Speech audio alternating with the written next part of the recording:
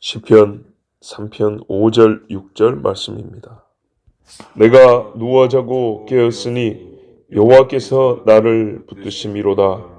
천만인이 나를 애워싸 진친다 하여도 나는 두려워하지 아니하리이다. 아멘. 자, 요단강을 건넜어요.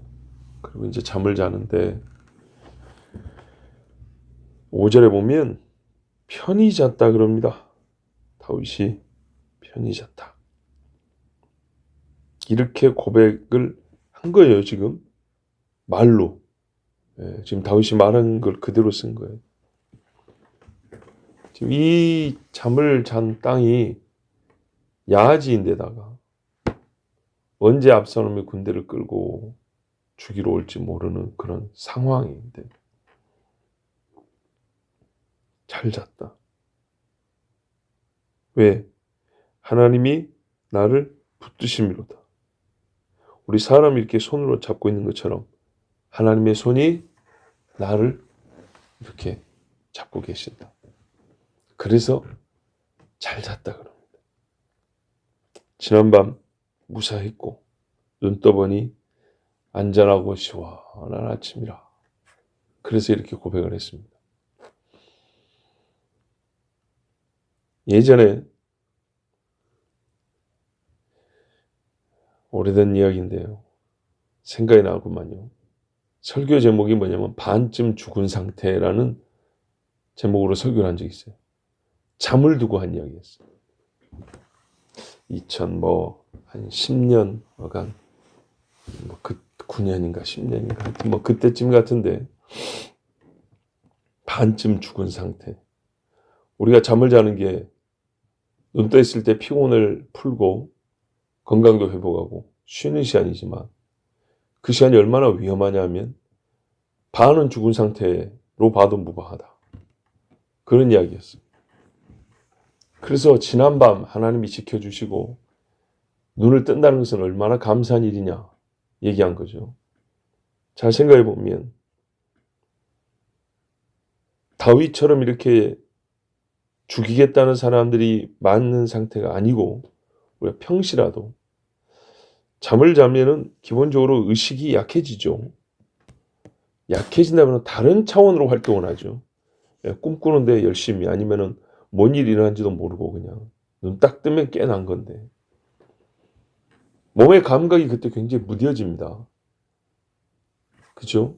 대사활동이나 몸의 운동 속도가 느려집니다. 모든 게 느려져요. 그 말은 잘 안 들리고 안 보이고 자극이 와도 반응이 매우 더디거나 없는 상태라는 얘기입니다.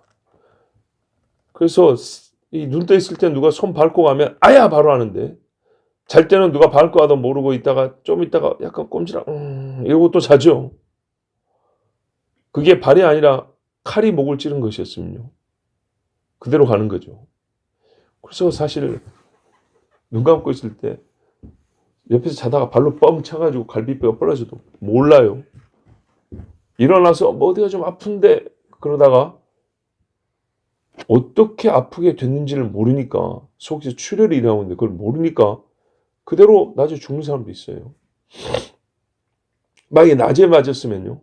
알잖아요. 어떻게 왜 아픈지를. 그러면은 갈비뼈를 만들어서 여기가 아프니까 부러졌나 보다 병원을 가서 출혈했으면 피를 뽑고 고칠 건데 밤에 맞아놓으니까 아침에 일어나서 어디가 아프긴 아픈데 왜 아픈지는 모르겠고 이 고민하다가 몸에 돌이킬 수 없는 지경이 돼가지고 그렇게 간단 말이에요.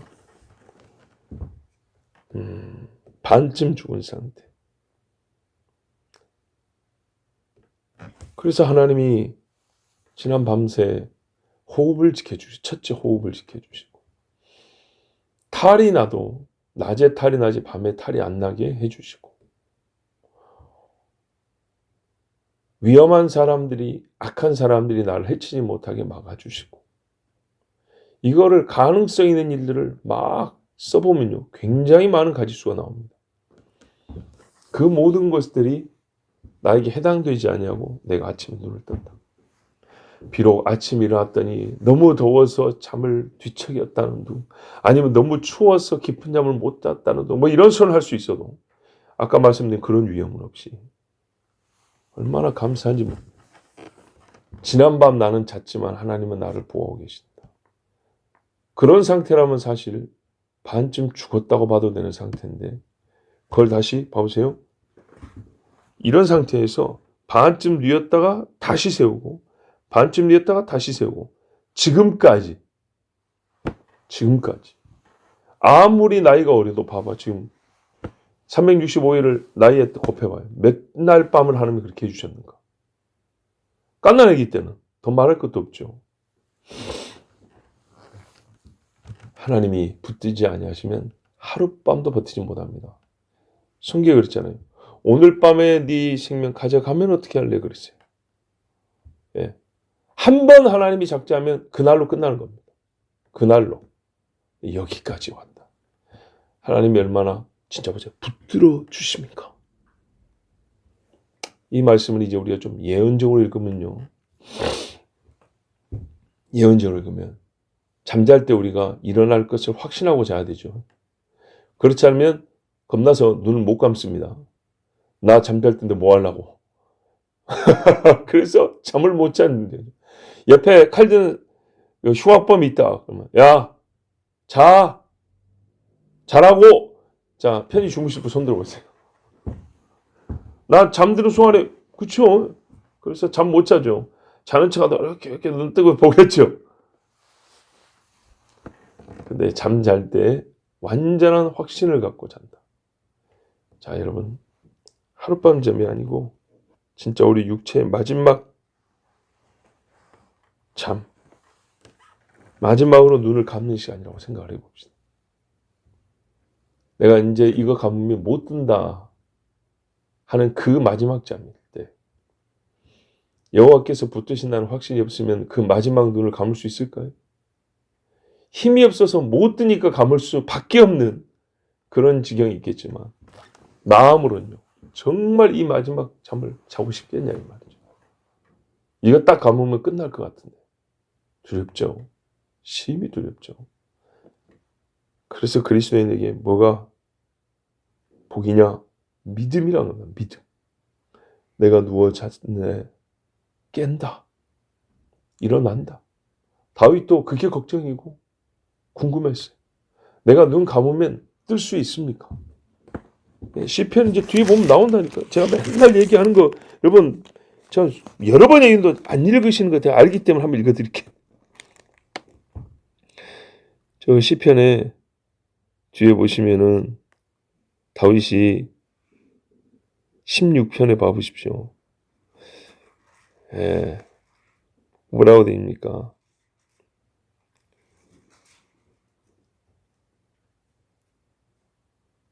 7절부터 보면 나를 훈계하신 여호와를 송축할지라 밤마다 내 양심이 나를 교훈하도다. 내가 여호와를 항상 내 앞에 모시며 그가 나의 오른쪽에 계심으로 내가 흔들리지 아니하리로다.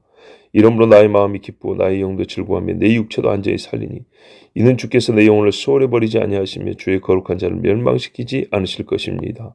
주께서 생명의 길을 내게 보이시더니 주의 앞에는 충만한 기쁨이 있고 주의 오른쪽에는 영원한 즐거움이 있나이다. 아멘. 다윗이 죽음 이후에 하나님이 이렇게 구원하심을 확신하는 거예요. 이거를 물어봤던 거죠. 기도했던 거예요. 그리고 이 말씀이 예언적 뜻이 돼가지고 어떻게 돼요? 예수님의 십자가 죽음과 부활에 그대로 쓰인단 말이죠. 그죠? 예. 오늘 이 5절 말씀도 마찬가지입니다. 눈을 감을 때 깨임에 대하여 확신. 여호와께서 나를 붙드신다. 그래서 옛날에 우리 선배들은 예수님의 부활에 대한 예언으로 이 말씀을 읽었어요. 실제로 17편에 이 다윗의 고백을 사도행전에 가면 사도들이 다윗이 이렇게 말했다 라고 그대로 인용해 쓴 것처럼 오늘 이 3편 5절도 그랬어요. 내가 누워 자고 깨었으니 여호와께서 나를 붙드십니다. 마지막 잠, 그 마지막 잠에서 다시 깨어난 분이 누구냐고 말이에요. 예수님이죠. 모든 잠에 이게 적용이 되는 말씀이랍니다. 마지막 잠에서도 적용이 되는 거죠. 근데 실제로 경험한 분이 누구냐? 예수 그리스도. 아버지가, 그죠? 아버지가 내 영혼을 아버지 손에 의탁하나이다. 아버지가 나를 이 마지막 잠에서 다시 일으키시고 무덤 문을 여신다는 확신을 갖고 눈을 감았단 말이에요. 아버지라 불렀어요. 자, 우리가요, 누구든지 다 마지막 잠을 잡니다. 예수님이 본인이 이제 주와 그리스도가 되어서 붙든다고 보여준 예표가 뭐냐? 나사로. 그죠? 나사로. 아까 죽은 거, 아까 마지막 잠을 잤는데 오늘 아침에 깬 게 아니고요. 4일 지났대. 완전히 끝난 것 같은. 주님 오실 때 3,000년 죽은 사람도 일어나요? 그럼. 아니, 어제 죽은 사람은 뭐 그럴 수 있다 쳐. 그럴 수 있다 어디 있어요? 어제 죽거나 3,000년 전에 죽거나 죽은 거예요, 죽은 거예요. 그러나 사람은 이 숫자 때문에 자꾸 미혹을 당하거든요. 예? 숫자가 아무 의미 없는데도 숫자에 굉장한 의미를 부여합니다. 어제 죽은 거하고 5,000년 전에 죽은 거하고 숫자 차이 나니까 죽은 게 다른 줄 알아요. 똑같은 거예요, 죽은 거예요, 그거는. 주님이 아무 차이가 없대요. 수심 1000m에 깔아앉은 시체도요, 물에 둥둥 떠있는 시체하고 그게 다른 줄 알아요. 똑같아요. 끌어올린다 그랬어요. 공중분해된 시체요? 아니, 그거하고 땅에 묻혀갖고 흙대갖고 다 벌레들이 다 갉아먹은거하고 다른 줄 아는데 똑같아요. 다시 살려냈다. 마지막 때에 내가 부르면 나온다 그랬어요. 다시. 죽은 자가 그 이름을 부르면 일어나 나온다 그랬어요.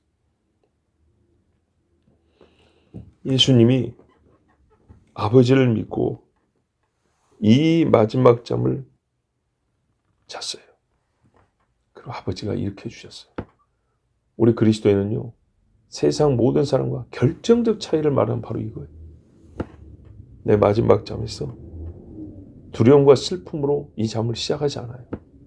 평안과 믿음으로 시작을 해요. 그리고 반드시 다시 깨워주십니다. 그래서 믿는 사람들의 마지막을 보면 진짜 믿음인지 아닌지 보인다고 그랬어요. 주님이 주시는, 우리 인간에게 주시는 최고의 평안이 언제 필요하면 사실 죽음 앞에서 필요하거든요. 그때 진짜 주님이 평안을 주시는 거예요. 많은 믿음의 사람들이 자기 죽기 전에 수십 명은 봅니다. 적어도. 나보다 앞에 간 사람 수십 명은 봅니다. 그 순간을 안 보더라도 하루 전을 보고 그 찰나를 보는 경우도 있고, 어쨌든 이 경우든 저 경우든 나보다 앞에 간 많은 사람을 보게 됩니다. 가기 전에, 마지막 잠을 주무시기 전에 하는 말도 들어보게 되고요. 그 얼굴도 보게 되고요. 참 많은 모습들을 봅니다. 물론 몸에 아무 힘이 없기 때문에 표현을 하고 싶어도 못하는 경우도 있긴 있어요. 그렇지만 우리가 그가 표현할 수 있을 때 보면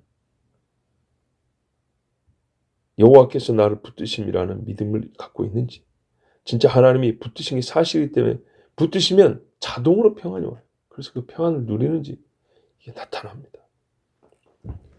얼마나 이 약속이 은혜로운지. 내가 누워져 깨었으니 여호와께서 나를 붙드심이로다. 얼마나 은혜로운 약속인지 모릅니다. 이 땅에 있을 때는 어떠냐?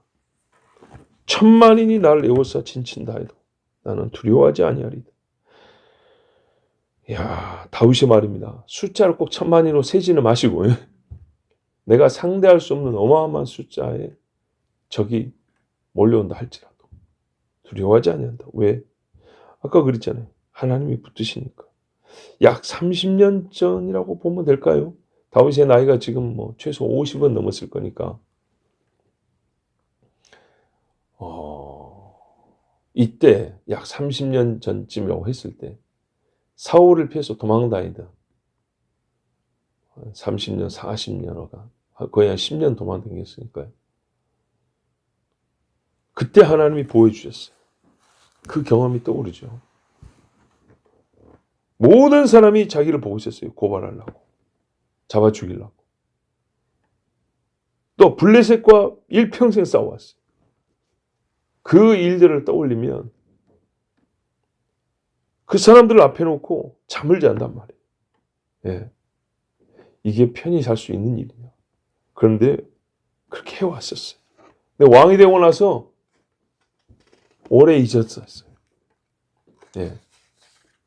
근데 오랜만에 이 위기에 그때가 다시 떠오릅니다. 허벌판에서 성벽 하나도 없고 지붕 하나도 없는 데서 찬바람에 이슬 맞으면서 도망다니던 그때, 야, 그때 하나님이 나를 붙드셨지. 이게 떠오릅니다. 신앙이요? 불이 붙는 거죠, 다시. 시가 언제 다 쓰이는 거 보세요. 신앙이 뜨거울 때 쓰여진 거란 말이에요. 근데 그 뜨거울 때가 다 바로 이 위험한 지경이었어요. 천만인. 여러분,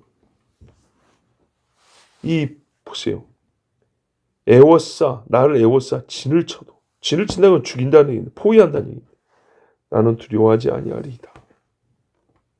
하나님이 나를 붙드신다는 사실에 나 역시 고백하는 건데, 믿음으로 고백하는데, 여러분 이런 식의 언어를 들어보셨어요? 성경을 보면요, 참 고유한 표현들이 많은데, 유일한 하나님 앞에 유일한 믿음을 갖고 있기 때문에 이렇게 특이하고 특별한 표현들이 많습니다.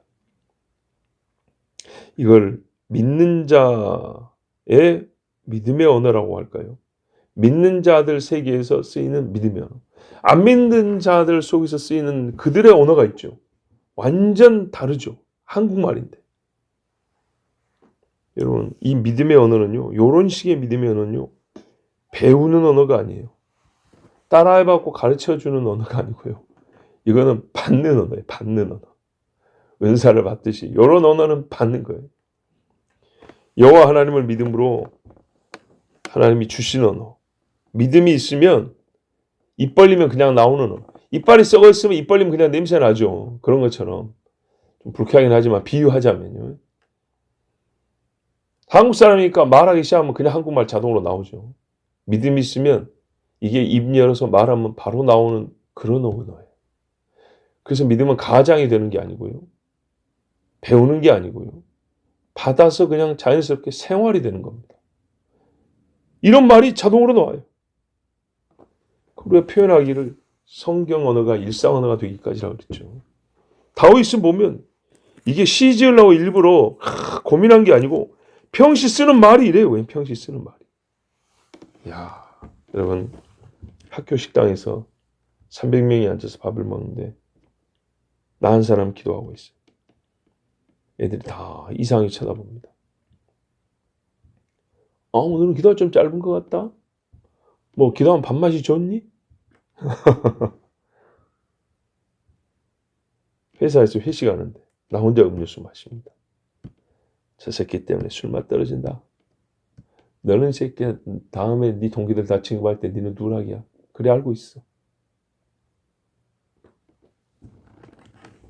술값 아껴준다는데 둘러싼 사람들이 노여움의 소리를 바랍니다. 어제나 어느 때 다른 상황도 되죠. 관공서에서 무언가를 신고하라고 등록을 하라 그럽니다. 작성하라 합니다. 혼자 갔습니다. 나 한 사람 빼고 나머지 다 짐승의 표를 받았습니다. 안 받은 나를 구분하는 서류를 작성하는 겁니다.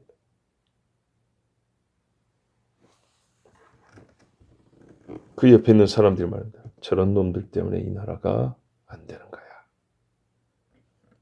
감옥에 쳐넣어야 된다는 둥, 밥줄을 끊어야 된다는 둥, 다 사형을 시켜 없애버려야 된다는 둥, 나 한 사람 놓고 구청에 몰려있는 수백 명이 와글와글와글 합니다. 아직도 저런 사람들 있어? 우리 구에? 그래서 우리 구가 지원을 덜 받는 거구나. 밤에 몰려갈 때 그냥 싹 죽여버릴까? 지나가는데 사람 몇 개 툭 치면서 오늘 밤에 보자 이러고 지나갑니다. 살벌하죠? 이런 식의 상상을 안 해봤죠.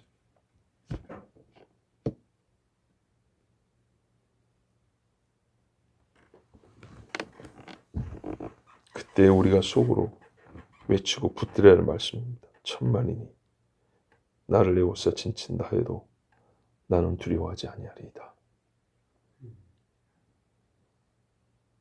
밤마다 하룻밤을 더 맞이할 때마다 속으로 아니 입을 열어서 온 식구가 손을 잡고 눈물로 기도해야 되고 또 믿어야 되고 고백해야 될 말이 이 말입니다. 하나님께 영혼을 맡겼기 때문에 육체도 맡기고 영원한 생명을 믿기에 잠시 동안의 호흡도 의탁하는 것, 이게 믿음이고 믿음의 사람들의 입에서 나오는 말입니다. 믿음을 버리지 않았다면 우리가 이 외에 천만인이 나를 둘러쌀 때 믿음을 버리지 않았다면 이 외에 어떤 말을 할 수 있을까요? 천만인이 나를 둘러싸고 있고 나는 믿음이 있다 하면 무슨 말을 할까요? 믿음이 없다 하면 할 말이 참 많아요. 믿음이 있다 하면 뭐라고 말해야 될까요? 하나님이 나를 붙들고 계신다. 두려워하지 말자. 그죠? 다른 말은 없나니. 우리가 다른 이는 없나니 사도행전 말씀 있죠. 그 말씀을 조금 응용을 해서 표현해 볼게요. 다른 말은 없나니 천만의 원수 가운데 있는 자에게 평강 얻을 다른 고백을 주신 일이 없습니다. 오늘 이 5절 6절 말씀 붙드시고 말하시고 믿으십시오. 기도하겠습니다. 아버지 하나님 감사합니다. 편히 자고 일어났는데 심각하고 무거운 설교를 들었습니다. 그러나 아버지, 실제 다윗의 이 고백이 있었던 상황이 그러합니다. 아들이 죽이겠다고 쫓아오는 상황입니다. 하나님이 주신 나라가 통째로 악인들에게 넘어가는 그런 때입니다. 나뿐만 아니라 나를 따르던 모든 사람이 같이 몰살을 당하게 된 상황입니다.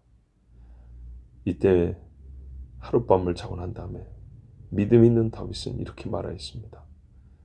주여, 우리에게 이와 같은 일이 있을 것을 아나이다. 우리의 주님이신 예수님이 먼저 경험하셨고 주님이 역시 똑같이 아버지께 생명을 의탁하시고 그의 마지막 잠을 주무셨나이다.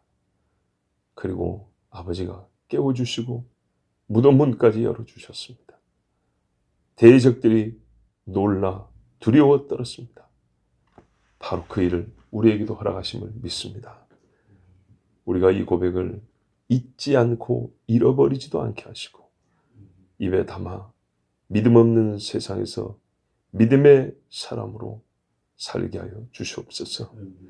오 주여, 그 원수들을 흩으시는 하나님, 우리가 확신을 가지고 삽니다. 우리의 믿음이 떨어지지 않게 하여 주시옵소서. 예수 그리스도의 이름으로 기도하옵나이다. 아멘.